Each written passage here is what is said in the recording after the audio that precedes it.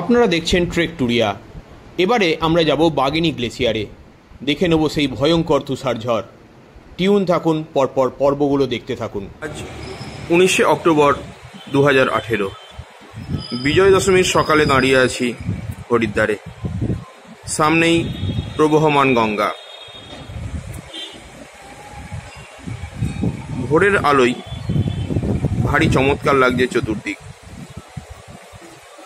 গুজরানওয়ালার ধর্মশালা থেকে সব কিছুই যেন হাতের নাগালে। দূরে দেখা যাচ্ছে মনসা পাহাড়। আমার দুই বন্ধু চলে এসেছে, পীযূষ আর সুরেন্দু। আমরা একটু পরেই যোশী মঠের উদ্দেশ্যে রওনা দেব। সূর্যোদয় হচ্ছে গঙ্গার অপর প্রান্তে, পাহাড়ের ওমাথা থেকে, হরিদ্বারে।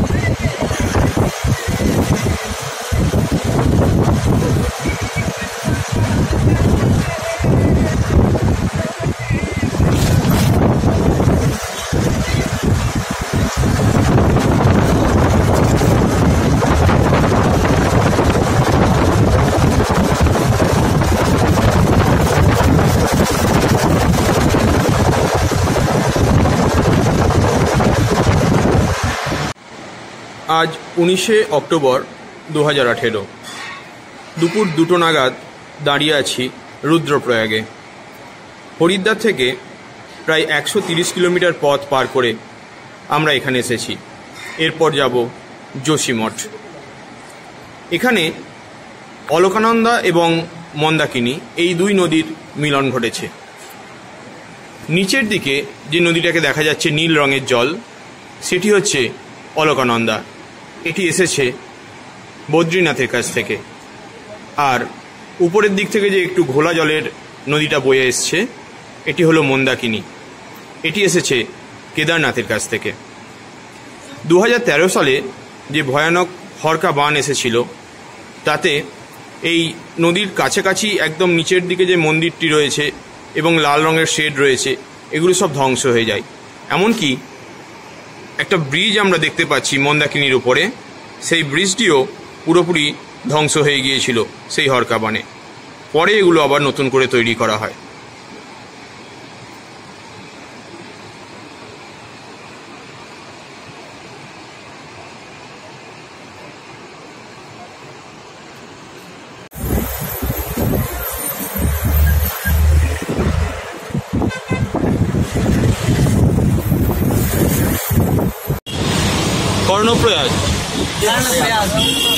कर्णप्रयाग, हाँ जी, कर्णप्रयाग, पिंडर गंगा सामने और उधारे अलकानंदा। आज 20শে অক্টোবর 2018, দাঁড়িয়ে আছি যোশী মঠ বা জ্যোতির মঠে। চারদিক সুন্দর পর্বত বেষ্টিত এই শহর। তুষার শৃঙ্গ কোথাও কোথাও বহু দূরে আমাদের দৃষ্টিগোচর হচ্ছে। এই সকালবেলায় চলে এসেছি আদিগুরু শঙ্করাচার্যের মন্দিরে।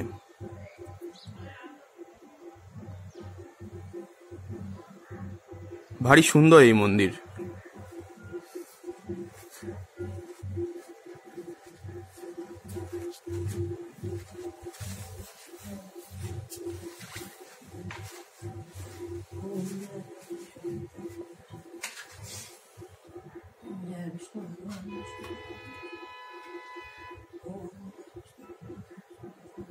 যোশীমঠের আদিগুরু শঙ্করাচার্যের একটা সুন্দর সিংহাসন রয়েছে এই মন্দির চত্বরে।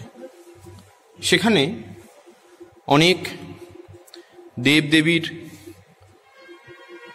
প্রস্তর খোদিত মূর্তি রয়েছে, কিছু চেনা কিছু অচেনা।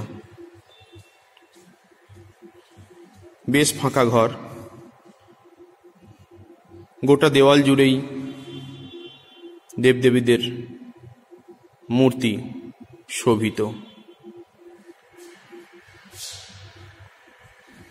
আর এই ঘরের এক পাশে আলো করে আছেন আদিগুরু শঙ্করাচার্য।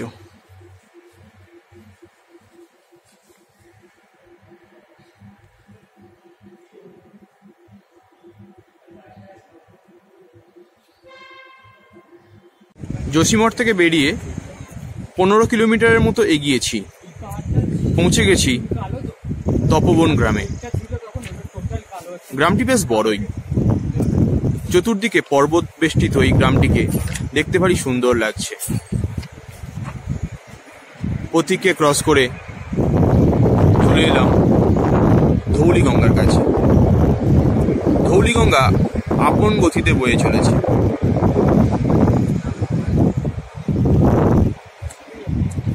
তুষার শুভ্র হিমালয় একদম কাছেই।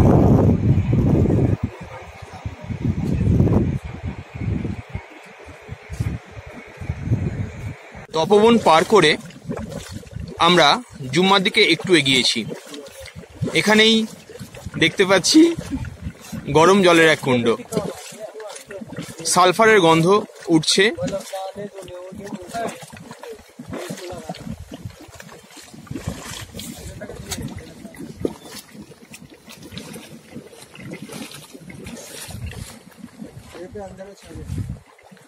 নিচে আমাদের গাড়ি দাঁড়িয়ে আছে।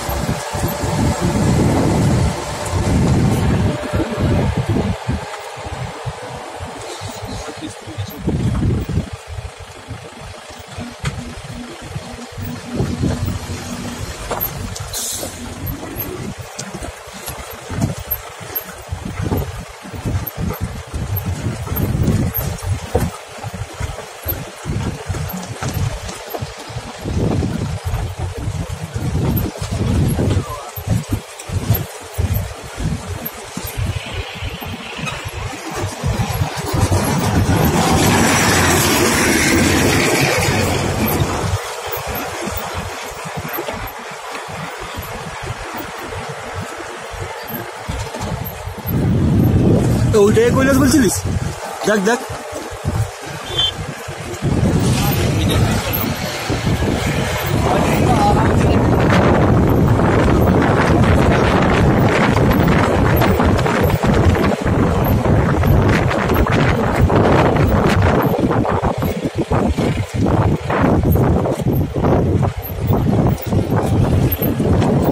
আমাদের টিমমেটেরা রুইন ভিলেজের দিকে এগিয়ে চলেছে। প্রথমে খানিকটা উতরাই পথ, দেখা যাক কত দূর যাওয়া হয়।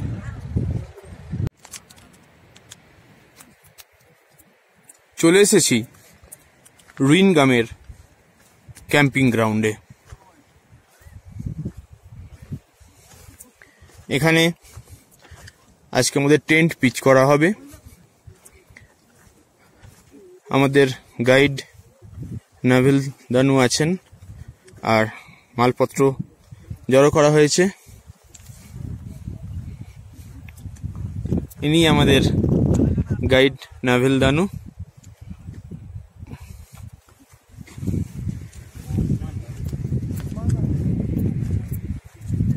এখনো পর্যন্ত সকলের পিঠ থেকে লাগেজ নামেনি। আসলে এসেই সকলে মিলে ছবি তুলতে ব্যস্ত হয়ে পড়েছে, আমিও তার ব্যতিক্রম নই।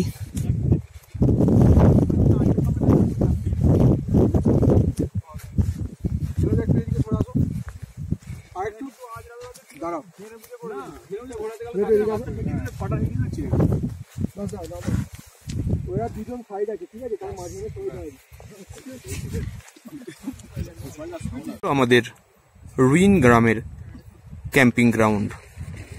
এখান থেকে আমি একটু গ্রামটার দিকে এগিয়ে যাই। নামেই গ্রাম, আসলে শুনলাম 25-30 জন লোক নাকি থাকেন, তাও বছরের সব সময় নয়। যখন শীতকালে বরফে ঢাকা পড়ে যায় তখন এই গ্রামে থাকা যায় না।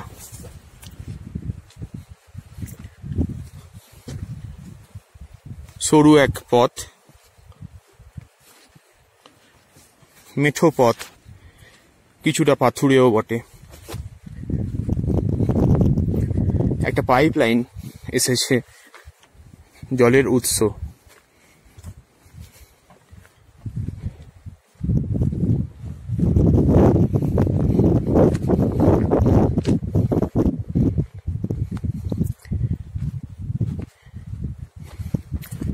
অল্পতেই হাঁফ ধরে যায় এই চড়ায়।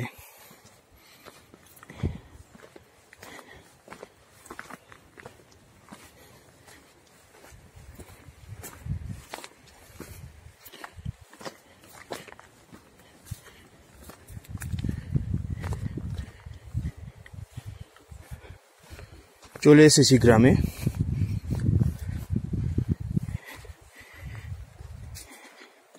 একটা পাকা বাড়ি দেখতে পাচ্ছি।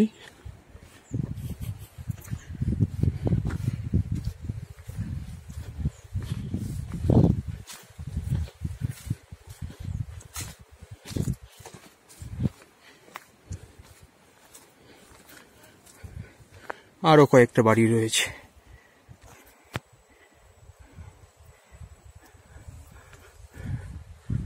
আর একটু উঠে যাই, দেখি আর কি দেখতে পাওয়া যায়।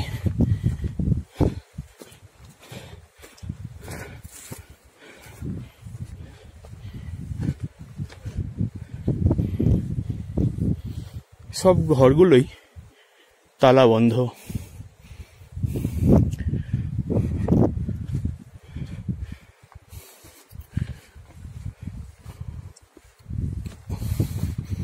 কেউ এখন নেই। দুজন রয়েছেন দেখছি।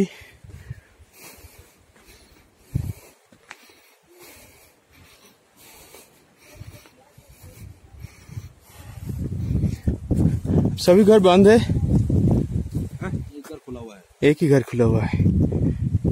একটা ঘরই খোলা আছে, বাকি কেউ নেই।